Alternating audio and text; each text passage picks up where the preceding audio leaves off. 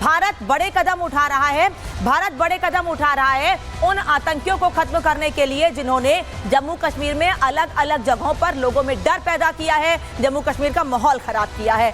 पुलवामा की तस्वीर आप देख रहे हैं इस वक्त, जहां आतंकी का घर जमींदोज किया गया है। बांदीपुरा और शोपिया की तस्वीर आपको दिखा रहे हैं। बांदीपुरा में जमील अहमद के घर पर कार्रवाई की गई है, वहीं आमिर नजीर का घर और जमील अहमद का घर, वहीं आसिफ सैफी के घर को भी जमींदोज कर दिया गया है। अदनान सैफी के घर को जमींदोज कर दिया गया है। 3 तस्वीरें इस वक्त आप देख रहे हैं, लेकिन इन 3 तस्वीरों के अलावा भी लगातार जिस दिन से यह हमला हुआ है उसके बाद से लगातार भारतीय सेना क्या कार्रवाई कर रही है वो भी आपको हम दिखा रहे हैं। सर्च ऑपरेशन जारी है, केवल पहलगाम में ही नहीं बल्कि जम्मू कश्मीर में अलग अलग जगहों पर, गांवों में जाकर, घरों में जाकर सर्च ऑपरेशन जारी है।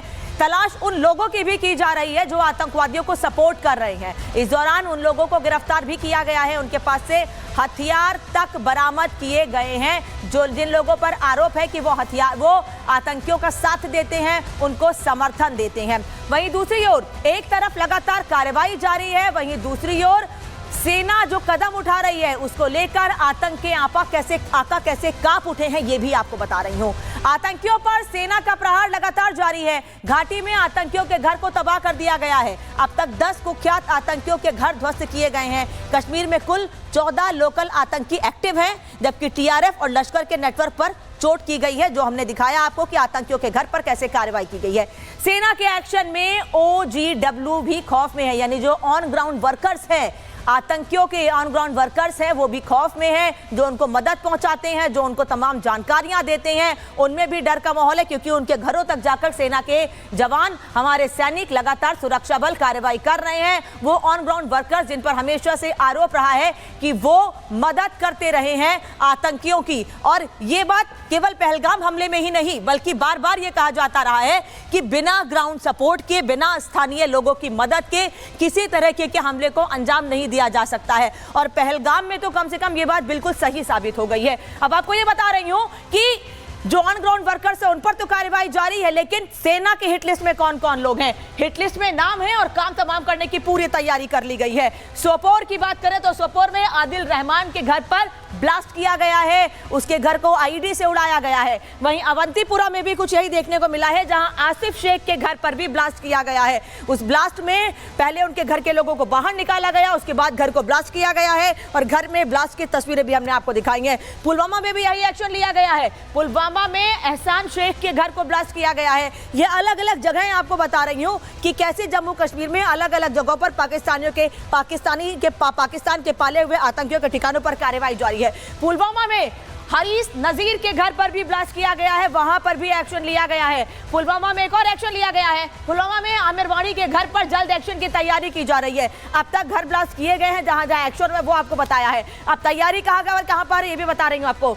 पुलवामा में यवर अहमद के घर पर भी जल्द एक्शन की तैयारी है, बहुत जल्द ही एक्शन होगा। शोपिया में आसिफ अहमद के घर पर ब्लास्ट कर दिया गया है, उसके घर को खत्म कर दिया गया है। शोपिया में नासिर अहमद वाणी के घर को ब्लास्ट कर दिया गया है, वहां पर भी सब कुछ खत्म हो चुका है। शोपिया में ही शाहिद कुट्टे के घर पर भी ब्लास्ट किया गया है, वहां पर भी सब कुछ खत्म कर दिया गया है। एक और शोपिया की एक और तस्वीर आपको दिखाती हूँ, जहां आमिर अहमद के घर को भी ब्लास्ट कर दिया गया है। साथ ही शोपिया में ही अदनान डार के घर को भी ब्लास्ट किया गया है। जुबार अहमद अनंतनाग में जल्द एक्शन की तैयारी है। तो ये पूरी तैयारी, कार्रवाई की तैयारी कर ली है सेना ने। अनंतनाग में हारून गनई के घर पर भी जल्द एक्शन होगा।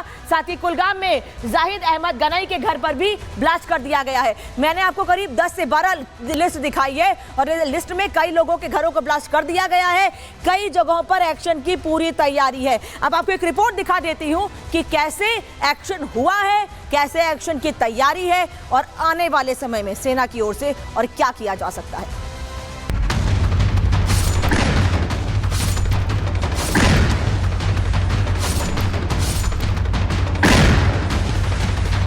पाकिस्तान ने घाटी में दहशत फैलाने का ठेका जिन आतंकियों को दिया था, आज वो आतंकी अपनी जान बचाने के लिए घाटी छोड़कर फरार हो गए हैं। जिस आतंक की कमाई से आलीशान कोठियां बनाई गई थी, अब वो मलबे में तब्दील कर दी गई हैं। पहलगाम में आतंकियों ने जिस तरह की क्रूरता दिखाई है, उसके बाद से आतंकियों और उनके मददगारों के लिए रहम के सारे दरवाजे बंद कर दिए गए हैं। आतंकियों को जो भाषा समझ में आती है, उन्हें उसी जुबान में समझाया जा रहा है। सुरक्षा बलों ने जैनपुरा शोपिया के सक्रिय आतंकवादी अदनान शफी डार के घर को मिट्टी में मिला दिया है। लश्कर तैयबा ने अदनान डार को कमांडर बनाया, घाटी में आतंक फैलाने की जिम्मेदारी दी, लेकिन सेना का गुस्सा देख अदनान अपने आकाओं के पास भाग गया और उसका आशियाना बारूद से ध्वस्त कर दिया गया। एक और आतंकी का जो घर है वो अब मलबे में तब्दील हो चुका है। ये घर दरअसल बताया जा रहा है आतंकी अदनान डार का, और आपको बता दें कि आतंकी अदनान डार 2024 में लश्कर से जुड़ा और उसके बाद पिछले 1 साल से वो एक्टिव था। और अंदर जो इलेक्ट्रॉनिक इक्विपमेंट्स है वो भी आपको यहाँ पर नजर आएगा। हरे रंग का बक्सा आपको यहाँ पर नजर आएगा, कुछ ट्रांजिस्टर जैसा ये बॉक्स है, और इस बॉक्स पर आप साइड में देखेंगे तो 10 kg भी लिखा हुआ है, क्योंकि सर्च के दौरान सिक्योरिटी फोर्सेस को काफी ऐसी सस्पिशियस चीजें जो है वो मिल रही हैं, और उसी बेसिस पर आगे जो कार्रवाई है संभवतः यहाँ पर की जा रही है। हमारी टीम को डार के घर आतंक का संदिग्ध सामान भी देखने को मिला, जिससे ये साफ है कि भारत की धरती पर रहने वाले भारत की जड़ों को खोखला कर रहे थे। ऐसे में सेना ने ठान लिया है कि ऐसे दीमकों का इलाज बेहद जरूरी है। शोपिया की तरह बांदीपुरा में 2016 से एक्टिव आतंकी जमील अहमद गोजरी का घर भी सेना के प्रतिशोध का शिकार हो गया।